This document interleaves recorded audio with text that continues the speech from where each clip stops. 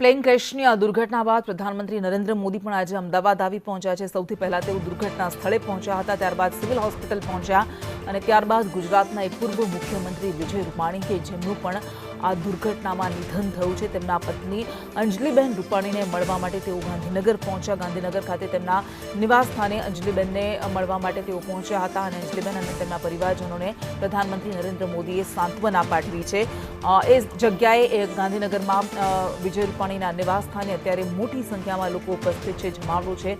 અનેક અગ્રણીઓ અને નેતાઓ પણ રૂપાણીના નિવાસ સ્થાને હાજર છે। એ પૂર્વ મુખ્યમંત્રી વિજય રૂપાણી કે જેમણે 2016 સુધી 2021 સુધી ગુજરાતનું સુકાન સંભાળ્યું હતું, ધુરા સંભાળી હતી, એ પૂર્વ મુખ્યમંત્રી વિજય રૂપાણી પણ પોતાના પત્ની અને પુત્રીને મળવા માટે લંડન નીકળ્યા હતા, આ ફ્લાઇટમાં બેઠા હતા। એ છેલ્લી તસવીરો પણ સામે આવી હતી અને તેઓ પણ આ દુર્ઘટનામાં મોતને ભેટ્યા છે, તેમનું પણ આ દુર્ઘટનામાં નિધન થયું છે।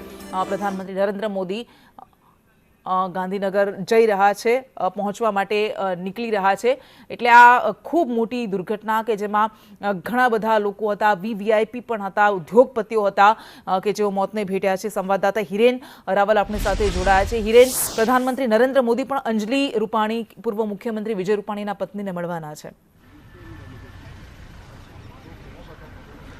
જો અમદાવાદ એરપોર્ટ ખાતે આ એમની મુલાકાત છે તે અત્યારે ચાલી રહી છે।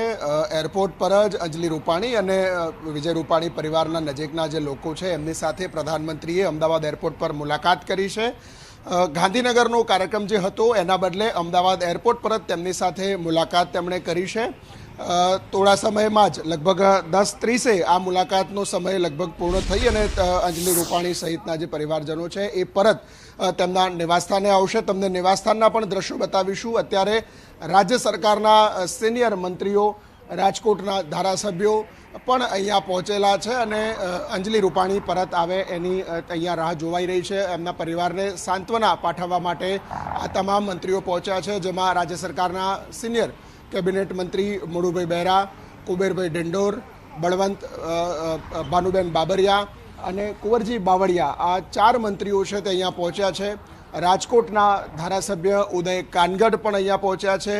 વિજય રૂપાણી મુખ્યમંત્રી હતા ત્યારે તેમની સાથે નજીક રહેલા કાર્યકર્તાઓ અને તેમનો સ્ટાફ છે તે પણ અત્યારે આ નિવાસસ્થાનની અંદર હાજર છે। બીજી તરફ અમદાવાદ એરપોર્ટ ખાતે અંજલિ રૂપાણી અને તેમના પરિવારના જે લોકો છે એમની સાથે મુલાકાત સંભવતઃ પૂર્ણ થઈ ચૂકી છે અને કોઈ પણ સમયે તેઓ પરત ગાંધીનગર આવી શકે છે। વિજય રૂપાણીનો જે દીકરો છે ઋષભ રૂપાણી એ હજુ પણ અમેરિકા છે। આવતીકાલે મોડી સાંજ સુધીમાં ઋષભ પરત અમદાવાદ આવે તે પ્રકારની શક્યતા અત્યારે દેખાઈ રહી છે અને બીજી તરફ તેમના ડીએનએ મેચિંગ માટેની પ્રક્રિયા છે તે પણ એફએસએલ ખાતે શરૂ કરી દેવામાં આવી છે।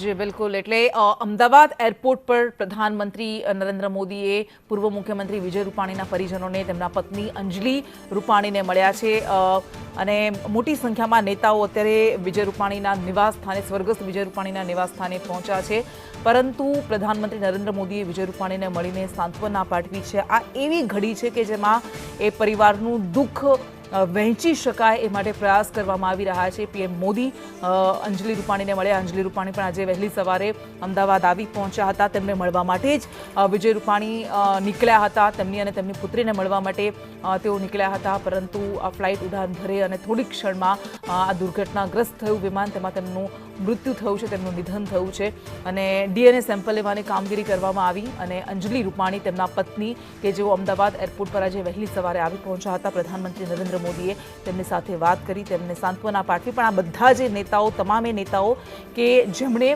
પૂર્વ મુખ્યમંત્રી સાથે કામ કર્યું હતું, તેઓ સંસ્મરણો વાગોળી રહ્યા છે। તેઓ હજુ પણ એ સ્વીકારી નથી શકતા કે વિજય રૂપાણી હવે તેમની વચ્ચે નથી, તેઓ આ દુનિયાને ફાની અલવિદા કહી ચૂક્યા છે, એ સ્વીકારી નથી શકતા અને એ તેમના પરિવારજનોનું હોય કે એમના પાડોશીઓનું આક્રંદ રુદન આપણે જોઈ રહ્યા છીએ।